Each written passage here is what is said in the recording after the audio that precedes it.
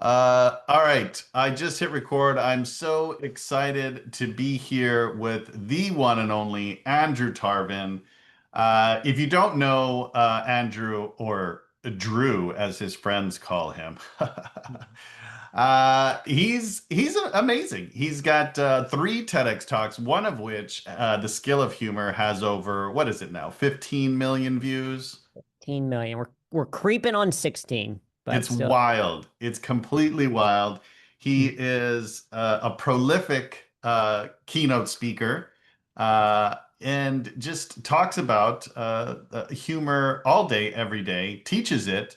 And he's really, in a lot of ways, created a movement, in my opinion, where people can actually apply what he's teaching, take it to work, and just learn all the beautiful ways in which humor could change your life and change your everyday work. So before we jump in, folks, you know how we like to do this thing. We start with a little bit of intro music. Oh my goodness.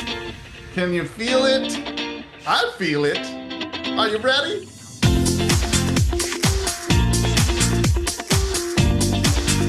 Oh yeah. Still going strong. I don't get tired of that intro music, Andrew. I don't know how you feel about it. Don't I tell me. think it's great. I was like, hey, I hope he hasn't lost that. I was like, when are we gonna dance? I was like, that was the thing that I remember from the last time I was here, and it's like, hopefully the despair of the internet hasn't brought you down, and it hasn't. That's what I love, Matthew. You know what? In that case, can I see just a few more? Just a little more?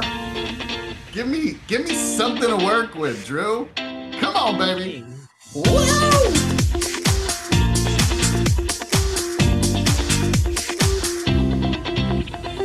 Oh, I've never tried that move. I think that I stretched on that one. Okay. Yeah, you don't hurt yourself. Oh, folks, so good to have everybody here with us. Let me let in these other folks that are waiting in the waiting room. If you're joining us for the first time, I'm Cesar Cervantes. I'm the founder of Top Talks, where we help folks land and deliver TEDx talks and keynote speeches, and just really grow all kinds of ways along the way. It's just been so cool to see this community flourish. We have over 13,000 people in our Facebook group. We have hundreds in our circle community. And we have a book called Great Speech. I co-wrote this book with a buddy of mine, Steve Hayward. He's an English professor at Colorado College, where I used to teach as well. And today we have a special guest with us, Andrew Tarvin, who, for those of you who have just joined us, is a professional speaker and speaks on the topic of humor, has a TEDx talk with over 15 million views. He's got three talks, one of which he did here in Houston. It was so cool to see him and his brother deliver that talk, which they put together in, what was it, 8 days or something? 8 days. Is 8 days. completely wild. Would not recommend. And we were chatting, and today Drew's going to talk to us about humor techniques that you can use on the keynote stage, a topic that's close to my heart. But Drew, is there anything else that I didn't mention that you want to get in here before we get going on this thing? I think you nailed it. Yeah, we did the TEDx talk in 8 days. Got some support from you. Thank you for your help and all that. You're always phenomenal to work with and to share with. And yeah, we're gonna talk about how to be funny on purpose today. I think is part of the goal because some people are really funny not on purpose. Other people are really not funny not on purpose. Like they try to be funny, but so we're gonna share. In addition to being keynote speaker, stand-up comedian, etc. I on occasion will work with established keynote speakers on how to add humor to their speeches. And so today, what I thought I'd share is some of the things that I find myself telling a lot of the people that I work with one-on-one for other people who are speakers or give any type of presentation, some techniques that can hopefully help them add a little bit of humor. Yeah, I love it. I love it. And this is an interesting point you make, like where I hear that thing a lot where people say like, well, I can't, I'm not really funny like on purpose, but sometimes I'd say things and people laugh. Hmm. And then folks feel like if they're trying to be funny, then it doesn't work. For me, what that says is that they don't yet understand A, who they are and sort of like their persona and their kind of humor, and B, they haven't really looked at like humor as a structure, as a Mhm. formula in a way, right? Is there, what do you think of that? Is there something I'm missing there, Drew? No, I think you're spot on. I think with the people that I tend to work with, there are a lot of times when I'm speaking to corporate audiences, I will have them do a scale. In fact, just because we're setting things up, we're warming things up as well. We can do this scale for the audience as well here. But go ahead and drop in the chat on a scale of 1 to 5 how you would rate your skill of humor. So a 1 is that you have never made anyone laugh ever. And a 5 is like that you're constantly cracking people up. People tell that you should do stand-up comedy. So drop in the chat scale of 1 to 5. Also, I should note that you can only rate your own sense of humor. None of you can be like, Caesar, you should be putting down 3 right now. You should be lower. So I love that. Sammy, who was just recently in Houston, is giving us a 5. We got Lynn at 4, 3, 4, etc. So people that are a little bit higher on that scale. So what we have found is that there are people that are the 1s and 2s that feel like they're just not funny. And so, yeah, we can kind of unlock what this skill of humor looks like and help them get a little bit better at it by understanding things like structure and all that kind of stuff, and basically enable them to actually feel like they can be funny. For the people that are 4s and 5s, like you said, sometimes they're like, oh, I get people to laugh. This is very much my brother who I did the TEDx talk with, is like, I know people laugh after I speak. I'm not entirely sure why. Like, it wasn't because I intentionally said I'm going to say this thing right now in this way so that people laugh. It's just like I said that thing and then they laughed. And so I think there's a tremendous value in understanding what it looks like so you can be more intentional about it, so that you can say, oh, I definitely want to laugh here. Or there's moments in your speech or presentations where you might say, oh, I actually don't want to have people laugh right here because I want to really land a certain type of point and then bring them out with humor afterwards. So I think a lot of it comes back to intention and, like you mentioned, structured. Yeah, I love it. I also think there's a big difference between, so my background is actually in stand-up comedy, right? Mm-hmm. And when you translate comedy to speaking, especially early on in my career, I was trying to find that balance, and it's a very different thing, especially as a stand-up comedian. I was very much about like I find a target and I just keep picking at it, right? Yep. And in the speaking world, folks really aren't expecting a lot of humor. And so a little goes a long way. Mm-hmm. And you also don't need to have the expectation that you have one joke after another and that it's building and that you have to, bada bing, bada boom. So that was definitely a lesson that I learned early on, where people were like, "Whoa, that was a lot, to deal with." So anyway, folks, today we're gonna give Drew a little bit of space to. We're just gonna learn from him because he's a wealth of knowledge and information and experience. Mm-hmm. I'm gonna be asking questions along the way. You're welcome to pop Yep. questions in the chat. And then at the Cool. end, we're also going to leave a little bit of space if folks, want to ask Drew any questions directly. For sure. So, Drew, with that, I'm going to give you the stage, my friend. Everybody, Fantastic. Well, let's give him a round of applause for Drew Tarvin. thank you. Thank you. Oh, that's good. Excellent. Well, thank you all so much for having me and for showing up. And yeah, I thought I would just share, like I mentioned, a little bit some of the techniques or things that I find myself sharing with a lot of other speakers and presenters on some ways to be funny on purpose is going to be the focus of today. And as mentioned or alluded to, the kind of most important thing to understand as we jump into things is that humor is a skill, which means that it can be learned, right? And I know it can be learned because I'm someone who has had to learn how to use this skill of humor, right? So that's the basis of what we're talking about today.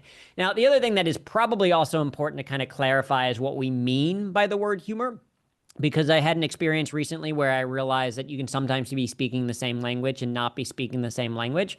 if that's ever happened to you. Like, I know we've already shared a number in the chat, but go ahead and drop in the chat how many languages you speak. Drop in the chat how many languages you speak. I've got one. Let's see. And I got to make sure. Yeah. Okay. So Sammy's got two. Okay. Susie, I saw four, but I think that was like rating the sense of humor. Otherwise, I'm going to be very impressed with four. 1.52. I like it. You'll learn English one day, Caesar. You'll get there. You try one, two, kind of well, 1.5, etc. I am like most stereotypical US Americans that I only speak one language.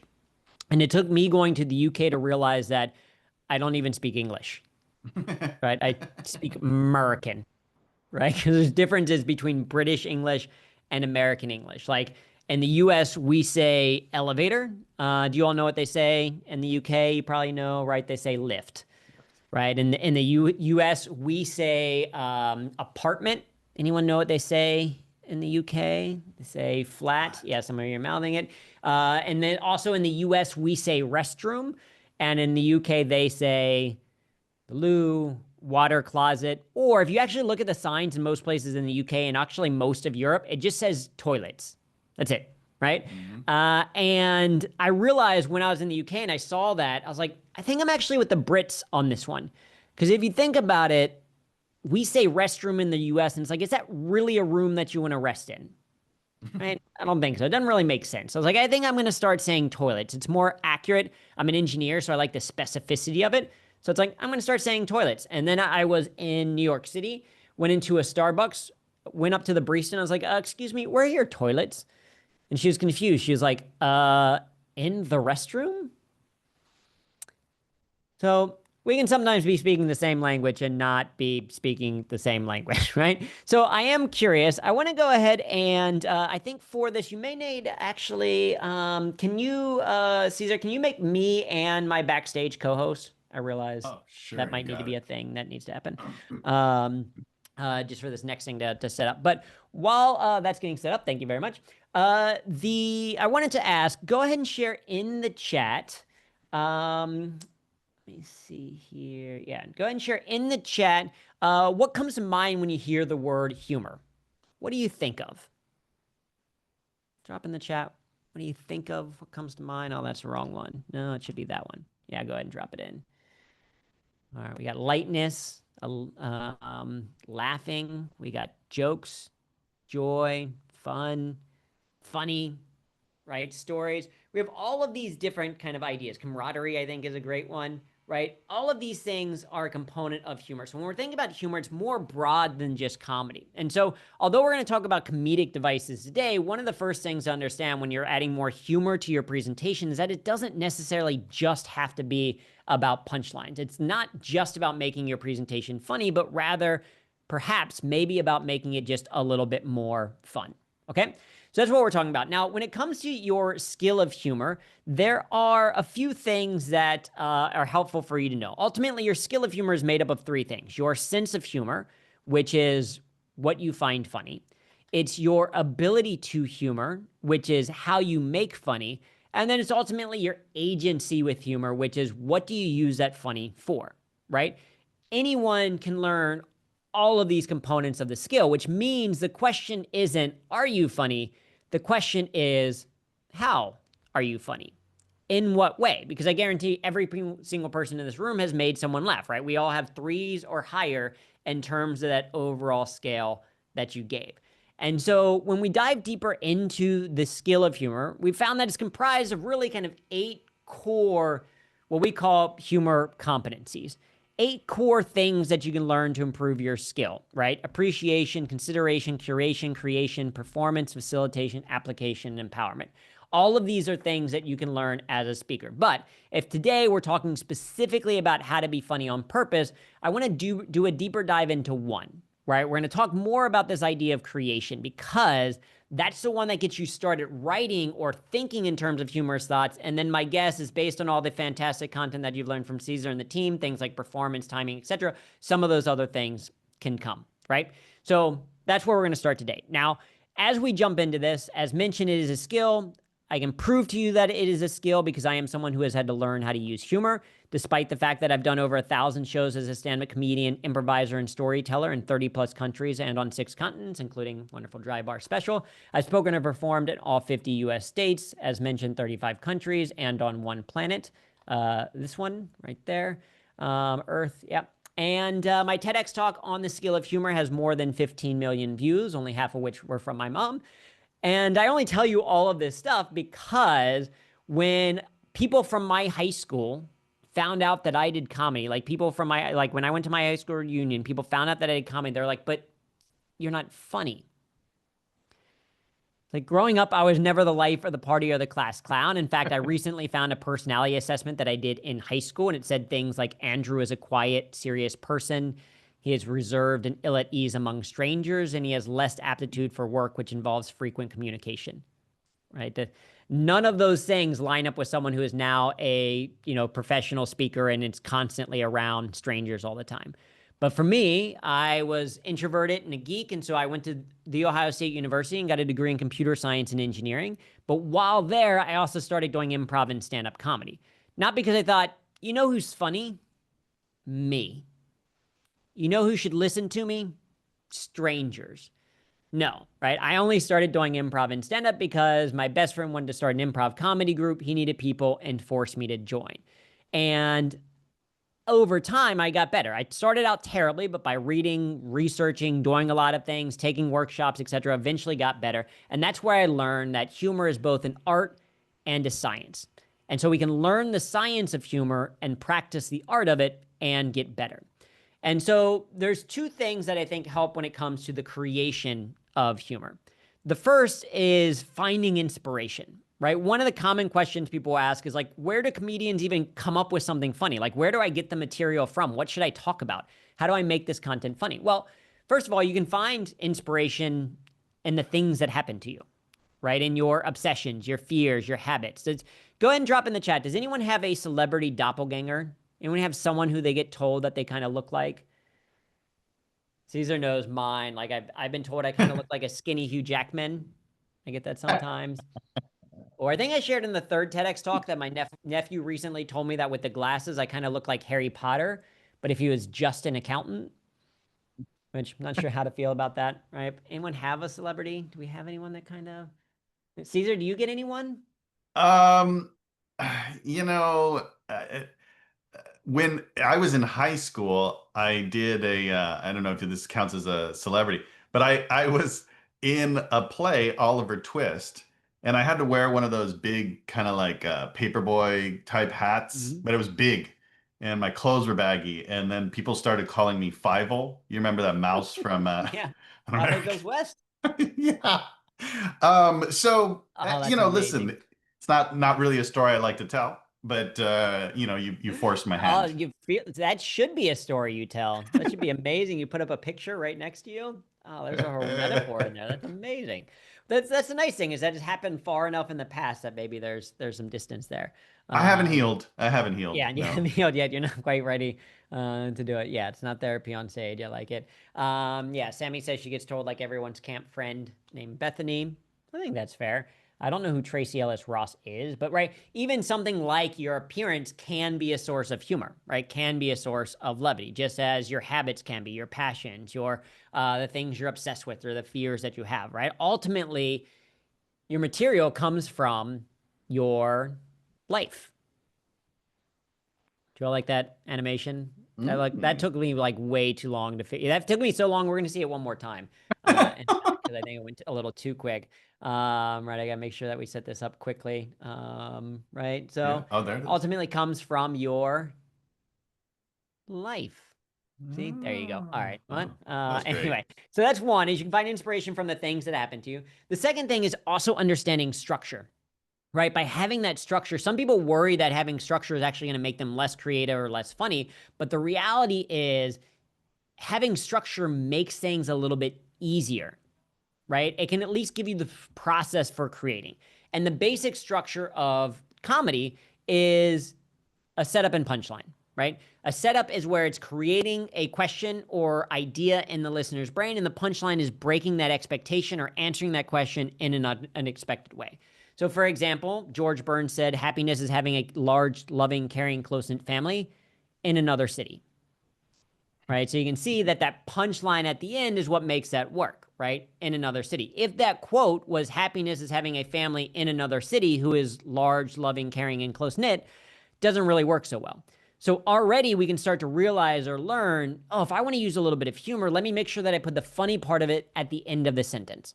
And if I've said something that I think is funny and no one laughed, that's one of the first things you can check to be like, did I start talking after I said the thing that I thought was funny? Which means you would then step on your laughter, right? One of the things that a lot of people make the first time when they're learning this, one of the big mistakes they make is they step on their laughter. They say something that is funny, and then they get nervous that no one is laughing immediately, and so they start talking again, and the person was getting ready to laugh, but they have to now suppress that laughter because they want to hear what you say next, right? So even something simple like understanding those structures is really important. But that brings us to, in the sense of creation, of all each one of these competencies has like real core tools that can help. For creation, it's these comedic devices, right? Just like there are poetic devices, there are comedic devices that give you a really helpful starting point in terms of understanding structure. And the one that I wanted to talk about today, that we'll just do very quickly, and then of course I'm happy to talk about other ones, etc., as we go through, but I want to end on, for us, is what's called the comic triple. And it's one that you've maybe heard before, but essentially the comic triple is a list of three things. I'm just going to click through some of these things.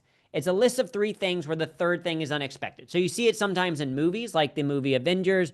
I'm going to ask you one time, where is Gamora? I'll do you one better. Who is Gamora? I'll do you one better. Why is Gamora? Right? From a movie, they're talking about a different character. As a comedic line there from Drax. You see it sometimes in advertising as well. Vitamins, electrolytes, swagger, right? Just as a joke. As a third, and sometimes just in comedic principles overall, pentagon, hexagon, Oregon, right? Just a little bit of fun. The beauty of a comic triple is a couple of things. First of all, it has an inherent structure built in, right? We said the setup and punchline is setup creates a certain expectation, punchline breaks that expectation in some way. Well, when you have a list of two things, you start to assume what the pattern's going to be. And so then as soon as that third thing is sort of like it, but breaks that pattern away, that's what creates laughter. The second reason why I like to train it is because it's a really valuable skill that you can add into your programs, into your session bios, into your session descriptions, into your bio, into your LinkedIn headline. Essentially, anytime you have a list, you can say, can I end it with something that's kind of funny? Threes work really well, but even if you have a list of five things, you can say, can I add a sixth thing that is a little bit humorous or that gets me to lean in a little bit more? So last thing I'm going to do, and then I'm going to shut up so that we can answer questions and Caesar and I can talk, is I want you to write a comic triple right now. And it's going to be a very structured one, just to get you into this practice. I want you to write a comic triple as a way to introduce yourself. And so the comic triple is going to be this. It's going to be, hi, my name is, so that's your first item. Your occupation or role or title that you give yourself, right? And then some interesting fact about you that is maybe not related to work, right? Something that's just going to get people to lean in a little bit more. So, for example, I could say, I'm Andrew, a keynote speaker, and I once had 4 milkshakes in a day. Or I'm Andrew, a keynote speaker, and I am a grandmaster spider solitaire player, according to my phone. I'm Andrew, and I'm a keynote speaker, and I'm a huge fan of the Hokey Pokey because that's what it's all about. Whatever it is, right? You're going to come up with your own comic triple right now. First item is your name. Second item is what it is that you come up with, or what it is that you call yourself, your title. And then your third thing is whatever is something that's unique or interesting about yourself. All right. So let's go ahead and put 1 minute on the clock. And we're going to comic triple. Once you have them, you can go ahead and drop that into the chat as well. So when you have your comic triple, if you finish a little bit early, you can also work on another one or variations of it if you would like.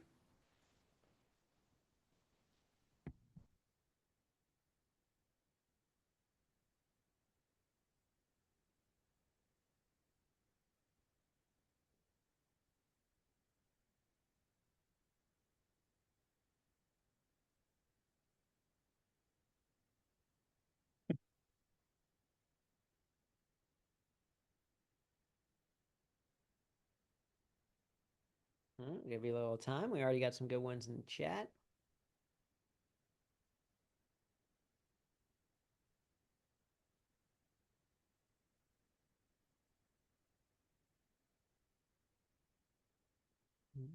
Ready? We start to wrap up. And again, as you have finished it, you drop it into the chat. And as we wrap up, go ahead and use the reaction and let me know. Let me see. Can you do a thumbs down reaction in this? I can't remember. I think they try to keep it too positive. Give me a how did you feel about the exercise? Give me a thumbs up if you thought it was relatively easy. Give me a thumbs down if you did not like it. Yeah, some thumbs ups. Hopefully relatively easy. We see some thumbs up. Fantastic, right? That's also part of the goal with the comic triple. Relatively easy, right? Fantastic. So I've already seen some great ones in the chat. And I just saw Caesar's in there. It was fantastic. Can we have a volunteer? Anyone willing to come off of mute and share their comic triple?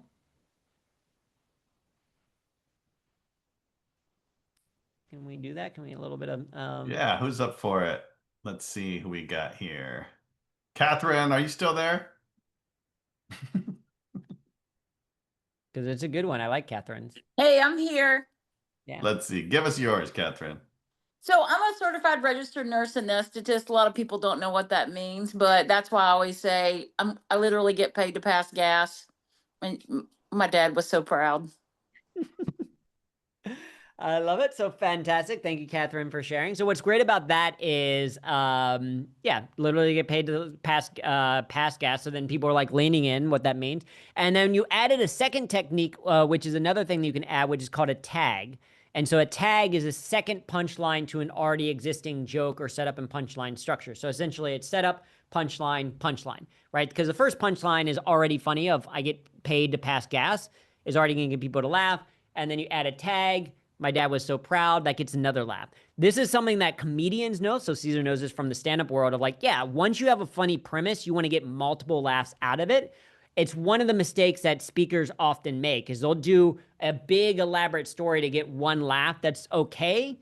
But it's like if you can add a few more additional laughs to it, it already is increasing the overall funniness of your program without a whole lot of additional work. So anytime you're already making someone laugh in a program or presentation, you can start to say, could I add something else? Is there something small that I can go on to that just to extend that laughter a little bit longer? Fantastic. Can we do one more? We can also do Caesar's. Uh, Yeah, Sammy's got her hand up. Sammy's got her hand up. So does Lynn. Ooh, Great, could we let's do both of us? Yeah. Yeah. Go ahead, Sammy. Okay. Hi, my name is Sammy. I'm an ADHD coach, and I officially do not have breast cancer. Extra breast tissue is nothing to sneeze at. Very nice. I like it. Good work. And congratulations. This is a question that I didn't think I'd be asking myself. Did you have breast cancer? Or I you had had a a breast scare. cancer scare? Okay. All right, got it. Okay. That makes more sense because it would be very kind of weird if you never even had a scare and you're just like, I'm putting it out there that I like officially don't have it. But the fact that you do, right, is going to create because the nice thing about a comic triple, I think, especially as part of an introduction, is that it'll get people to lean in a little bit more and probably prompt additional questions or curiosity, right? And so whatever you share in a comic triple, you can intentionally put there because it's something that you may want to talk about. Now, what's also nice about a comic triple is that if you're interacting with someone who's a bit of a curmudgeon and hates joy in their life, it takes you half a second to say, and if they're not on board with it, they'll just blow right by it and not mention it at all, which is like fine. It took you half a second to say, not a big deal. More likely, though, is like based on what you say, people are going to get to lean in. So whatever you put that in, it might be a thing of like, oh, okay, I want to have, it should be something that you want to put have more of a conversation about, potentially, or as a way to connect with your audience. This is a similar thing of like when you're doing your TEDx talk, as Caesar will tell you, like you want to pick a topic that you want to talk about a lot in the future. Because that's the whole point. Because some people are like, oh, the TEDx talk is going to be my opus. It's going to be the bow on this thing that I've been talking about for a while. And it's like, why? Like, no, it should be a starting tool that's a marketing thing that you're going to share. So what do you want to get out there to the world to talk more about? Same thing with the comic triple. So I like this, Sammy, because it's very personal, makes you very relatable, and especially to certain audiences, is probably going to create instant connection right away with a lot of different people, right, to connect with. Fantastic. Can we do one more with Lynn? Yeah. Go for it, Lynn. Yes, Susie. The Okay. surprise is the last thing. Go So ahead, Lynn. I'm Lynn. I'm a community service officer who advocates for the community for real. I mean, seriously. I like it.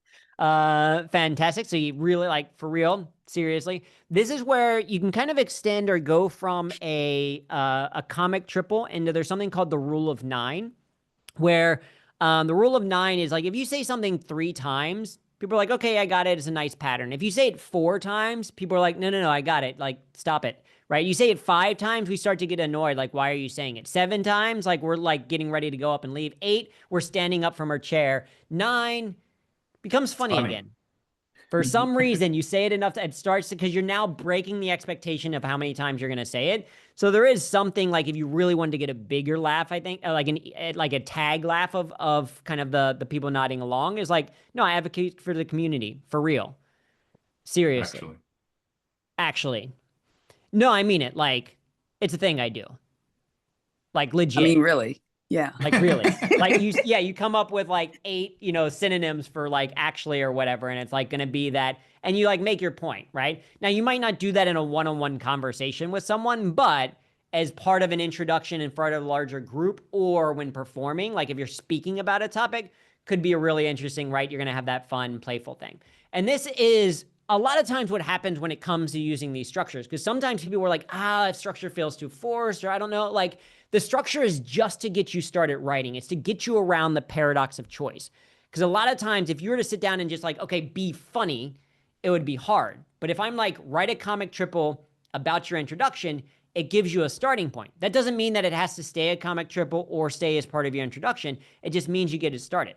For example, in my program, sometimes what I'll say, one of the comic triples that I'll use is I'm an engineer, right? So I'm obsessed with efficiency to the point that I listen to podcasts at 2x speed because not only is it faster, but also more people sound like me, right? Because I have a nasally voice, etc. I first wrote that as a comic triple as just a writing exercise and then realized for that particular rhythm, I don't actually need a middle item. I can just skip to the second. I can say because it's faster and more people sound like me, right? So the exercises are just meant to kind of get the gears rolling and for you to get started in it. There's a ton of other techniques, of course, that we can talk about, but hopefully that already starts to get you thinking about ways that you can be more intentional on adding humor, learning some of these other structures, and then learning in when you're working on a presentation. This is why I like a comic triple. Like I said, anytime you see a list, can I add something funny to it? If there's certain other things that you're trying to achieve, I'm happy to talk about them, what devices work for them.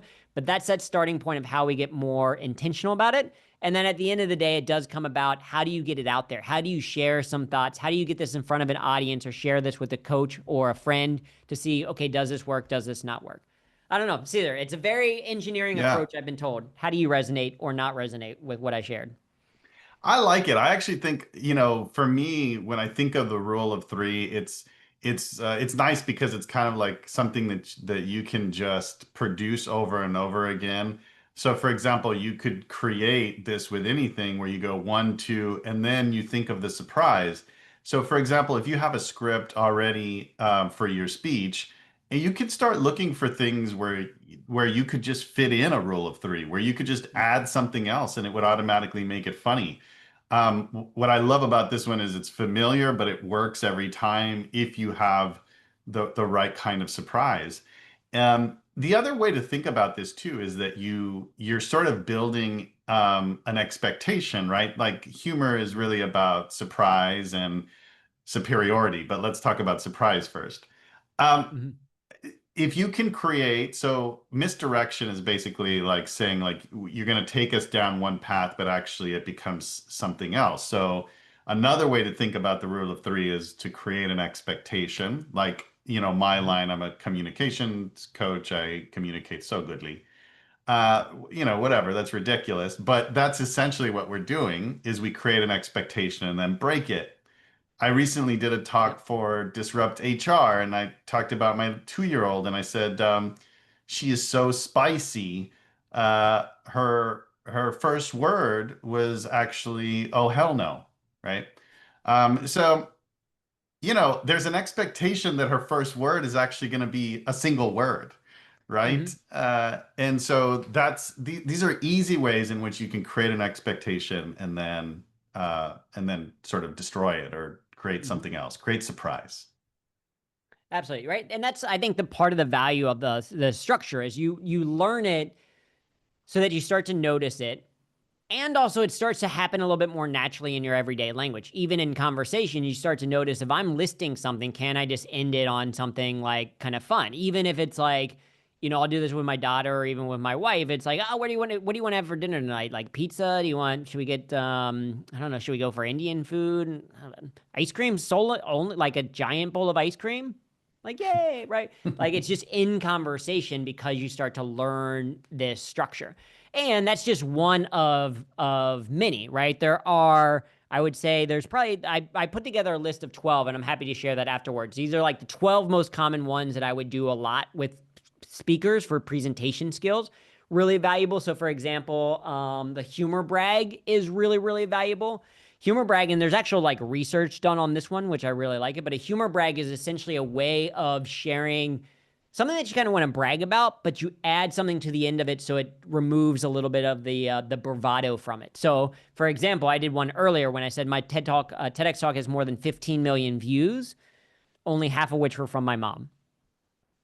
Right. So the half of which from my mom is like I'm still communicating the 15 million views, but I'm adding a little bit of self-deprecating humor to show like, hey, I don't take myself too seriously, right? Like that there's a little bit of humor to it. So if there's certain stuff that you want to get out in your bio or share early on as you're kind of introducing yourself, you can add that humor brag component to it so you keep yourself a little bit more relatable in some ways to the audience. But those, like any types of those techniques, it can be hard. It can be helpful to then be funny on purpose.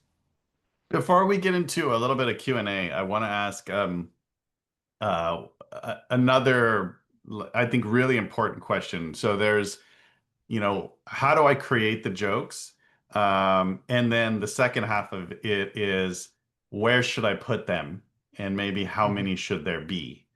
So I get that question a lot, especially as we're creating, either keynotes or TEDx. But I'm curious, Drew, if I'm creating like a 10 to 15 minute TEDx talk, where do you Yep. think my jokes should go, and how many do you think I should have? Great question. So I think that the way that I think about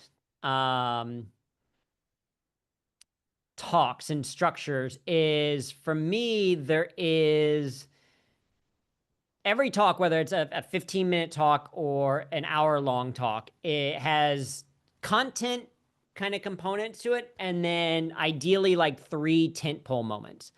And this kind of comes a little bit from the world of stand-up comedy, where it's like the tentpole moments almost by default are almost always your opening, your closing, and then something strong in the middle, right? Your opening is convincing people that they should listen to you, particularly in a TEDx talk. It's got to be something really quick to convince them to listen to you, because you're not competing for their attention in the room that day. You're competing for someone who's sitting on YouTube and has an entire list of very distractible thumbnails sitting right next to the video that happens to be playing. And so you want to capture their attention very, very quickly. You want to end really strong. So in stand-up, they say you put your strongest bit at the end and your second strongest thing as your opener. You want to end really strong because the peak end principle, right? People will remember the peak of an experience and the end of an experience. So you want to end really strong and ideally end with some levity, some humor, so that when people remember back to your talk, they're like, oh yeah, like it was really like I learned all this stuff, but I was also laughing. Like I remember that. And then the same thing, the peak, something in the middle so that it doesn't feel like too much of a like downer in between. Because some people have a really strong opening, really strong close, and then it kind of gets muddied in the middle. So you want to have something kind of strong in the middle. So that's what I recommend in general. For a talk, it kind of depends on the medium. For like a 60-minute keynote, we recommend some type of piece of engagement every 5 minutes. Doesn't have to be a joke necessarily, but maybe it is an interactive exercise. Maybe it is every 5 to 10 minutes if it's in person. every 5 minutes for sure if it's virtually, and virtually it's sometimes just, hey, drop a line in the chat, or give me a simple yes or no if you feel this, right? It's something to kind of get people doing something. Laughing is an action in that case. So like you sharing humor is a great example of that. For a TEDx talk, it's a little bit harder to say exactly how often. I mean, like as an engineer, I wish I could tell you like every 11.7 seconds, right? But that's probably too quick, right? I wish, or it's, it's 7.8% of the time, right? Like I wish I could give you a specific number like that.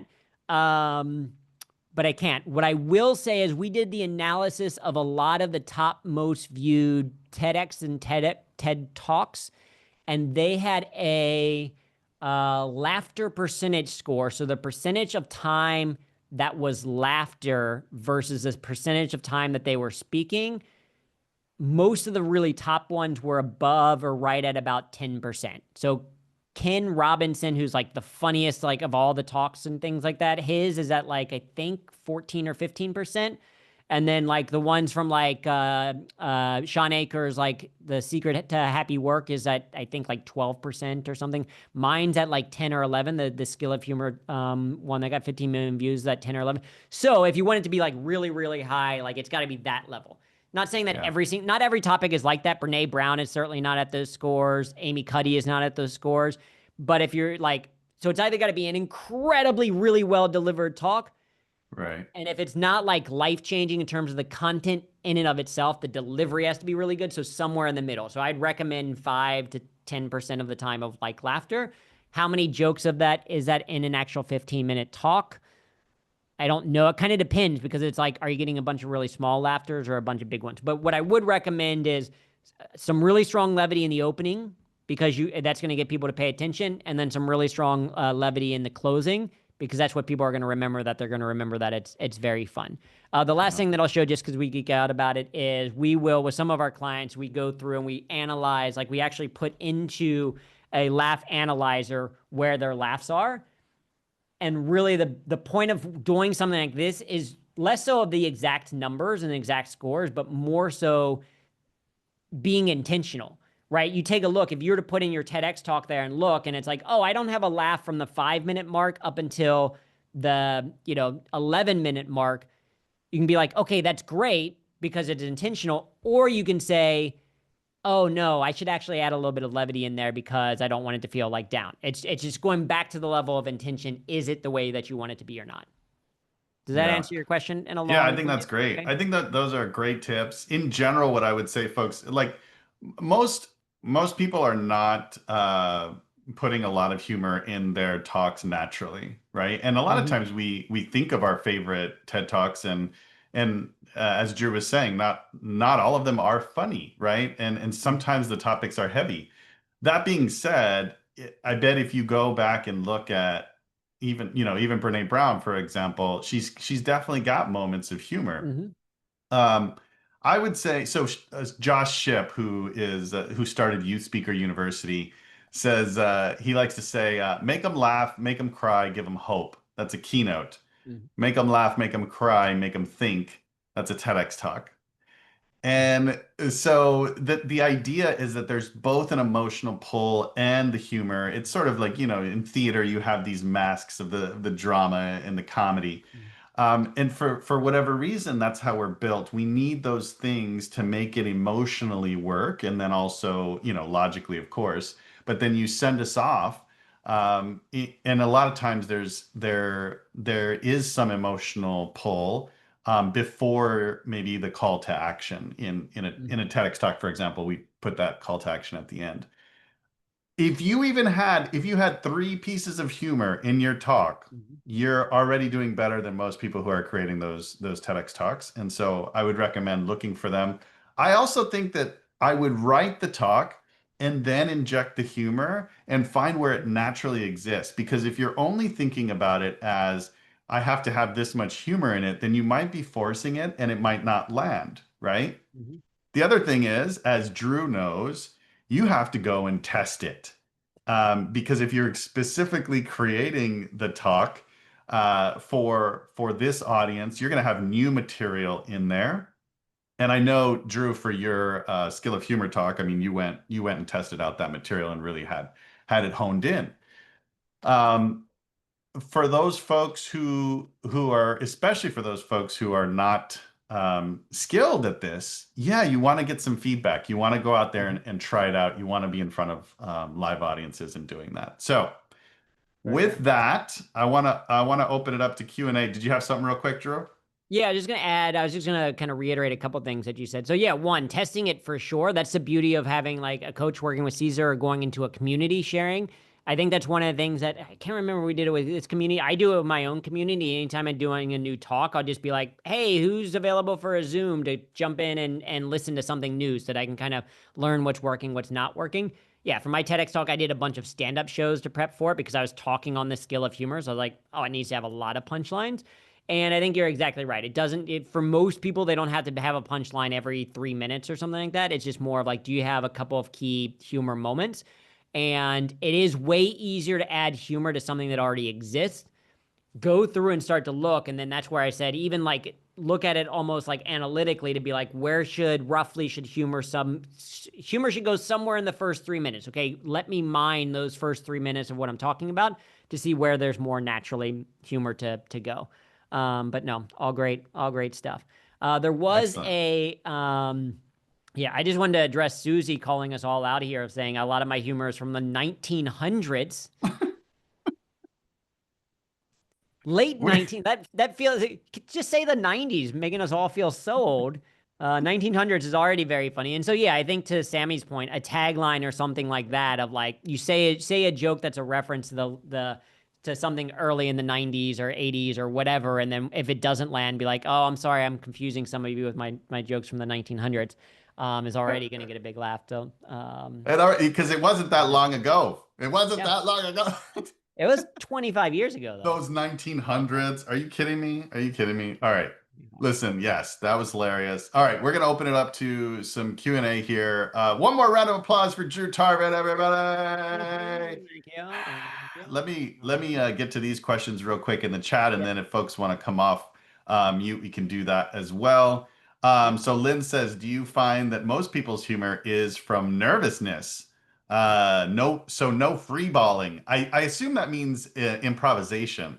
Uh, like extemporaneous. But yeah, what do you find, Drew? How would you answer this? And then I have my thoughts as well. I mean, I think it depends on your style. Like, I think part of, and we talk about it in our third TEDx talk, because the third TEDx talk that we did is with me and my brother, and we're both presenting. And that was really hard for him because my method of preparing for something and delivering and knowing that it's work is to do it a bunch of times and repeat it. His process is to like look at it roughly and then kind of go up and quote, not like wing it per se. Also, I got to turn off these hand gestures. I keep raising my hand because I talk with my hand so much. But his is to be way more extemporaneous. And so you kind of notice a little bit in the talk that it's a little bit stilted because he's so not used to that style of things. And so I think it was a little bit to our detriment that he was so kind of on script because it wasn't quite as free flowing. We tried to script it there, but he's not that great of an actor. And so it's better if it is actually free flowing. And so if you are someone who does get a laugh just by being more extemporaneous, I think learn to recognize that, still be intentional, still go back and start to try to understand why you're getting laughs so that you can be more intentional about it. But I wouldn't necessarily say, especially for keynotes, be more open to that. Caesar, you made TEDx talks are a little bit different where you want to be pretty close to scripted usually, I think, for most people.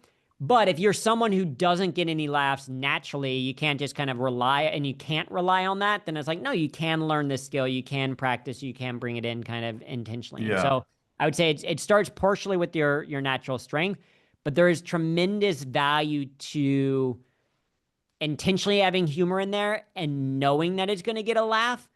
Because once you get that first laugh, it'll immediately, like, for most people, it'll put them at ease. Like when I'm giving a talk and as soon as I get my first laugh, and usually within the first 30 seconds or so, it's like, okay, it's going to be like, the This is audience gonna is on work. board, right? Yeah, Lynn, I think just to piggyback on what Drew is saying here, what happens is that, well, two things. One is a lot of times when people say that they do better when it's more like free flowing, extemporaneous, it usually just means they haven't tried it a different way. And to be truthful, it's harder to prepare and get something done and really feel confident about it. I really in stand up, one of my strengths was improv and being able to play with the audience, and I loved that, and I loved being in the moment and giving them something that only happened in that moment. That too is a skill that is developed. And so what appears to be extemporaneous, or sometimes we watch videos of people like getting nervous and then they sort of say funny things. That's more the exception than what we should strive for, I would say. It doesn't mean that once you speak a lot and you start developing your skills, that you will know what could work in the moment, and you will start to develop that, and that will grow. But in general, I would say preparation beats extemporaneous almost every time. Uh, the next question, let's see here. How do you keep from laughing too early yourself? Oh, Mary Pat, like laughing at your own material, Mary Pat, is that what you mean? Like you're anticipating your own punchline? Well, kind of a couple of things. I've done that. My kid, I have a super hilarious introvert in the family, and she loves to point out when I'm laughing too early at my own jokes. So that's definitely something I do. But Yeah. there was the best laugh I feel I got when I was delivering a keynote talk for someone else. And so I'm reading from her script, and I said something wrong. I paused, and I did a little bit of a smile and a light giggle, and then I repeated it the way it was supposed to be said, and everybody just cracked up in the audience because I had pointed out the error I made. So with the pause and everything, and like that was so totally not planned, but it definitely helps me relax when I'm delivering stuff now, when I realize that screwing up is can be funny. Yes. I guess. That's good. So the first question, Drew, what do you think in terms of like, and there are some stand-up comedians that, you laugh at your own stuff and you're enjoying yourself, but you don't want to like prevent it from being enjoyed because you're laughing, right? What are your thoughts? Yeah, I mean, so what is in kind of comedy terminology, it's called breaking. So like if you're in the context of trying to present or something like that, say something and then you laugh at a turn. So you see it like on Saturday Night Live sometimes, like they're trying to do these comedic sketches and then the actors break, meaning that they break character because they're laughing at the situation or whatever it's going on.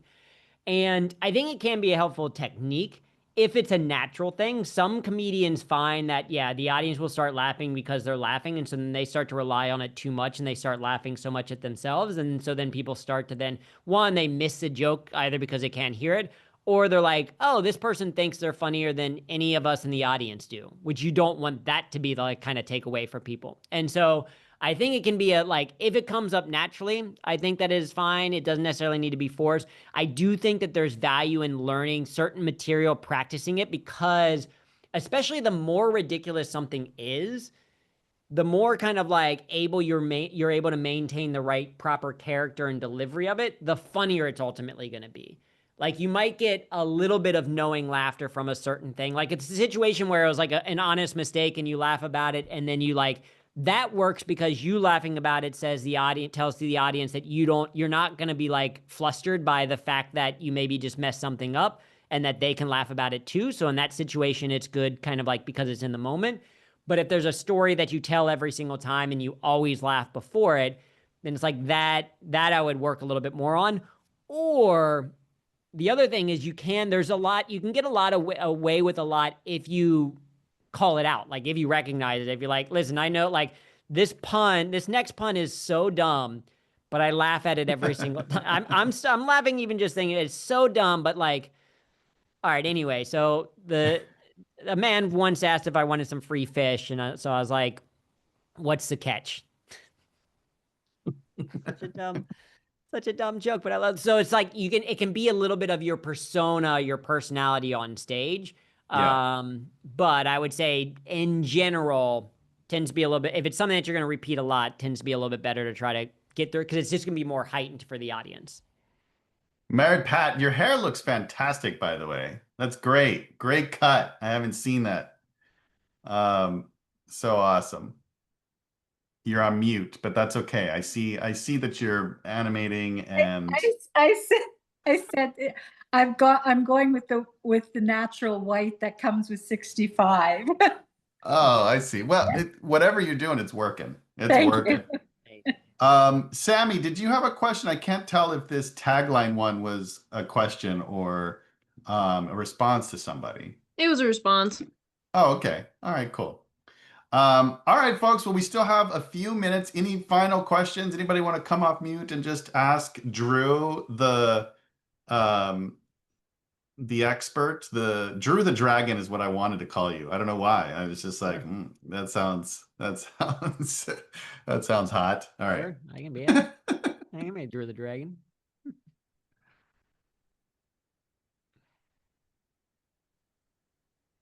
I just wanted to say I'm really glad I woke up with a fever this morning so I could stay Oh. home and be part of this. Oh, Susie, it's so It's good to good have to you. see you guys.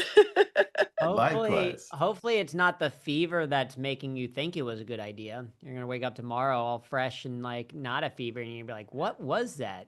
No. There's always a good time with Caesar and his little intro dance, right? For Or the sure. outro dance, for Or that the matter. outro. Yeah, but I mean that's an example of levity, right? You start with something a little bit different, it becomes memorable, and that's the value. Like especially if you're a type of trainer that has a group where you do things consistently, that's the benefit of creating a rhythm of humor or a pattern of humor. Because I mean, they've even shown research has shown that the sheer anticipation of laughter causes people to be more relaxed and relaxes muscles and things like that. And so like if it's a thing that you can do regularly and people come to know that an experience with you is going to be humorous, even just emails, etc., they're much more likely to want to get involved or say hello. So what I thought I would do, let me take a look at this real quick. I'm going to drop in the chat real quick. So I'm a member of the National Speakers Association, if any of you others are. Great group. I did a kind of in-depth training for them. I'm dropping in the chat a link that I shared with them. That includes the recording from the like full hour-long session that I did with them, just in case you're helpful. The reason why I'm dropping it there is that it has a link to, or it has a download thing for the 12 devices that I talked about. The Comic Triple being one of them. There's 11 others. There's a handout on that page that you can download that includes more information about the other devices if you're interested. So in terms of a next step, if you're like, okay, I like this and want to be a little bit more intentional about it, information about that is there. And folks, you can find Drew at humorthatworks.com. Is there other ways in which you'd like folks to reach out to you, Drew? Humorthatworks.com is great. We also have a free competency assessment there. So that's where we talk about like if you want to learn what your humor strengths are, you can kind of take that. That's on the website. Reach out to me. LinkedIn is probably the platform that I'm on. I personally am on most consistently. Other members of my team are on other things. So if you want to connect with me on LinkedIn, feel free to and chat. And if you have any questions or anything that I can do to help, let me know. Well, with that, I want to exit with the most comedic dancing that you could possibly muster, Drew Tarvin. But before we do that, one more round of applause. Drew Tarvin, everybody! Oh! Let me see what I can do here. I'm an engineer. I have to do the robot.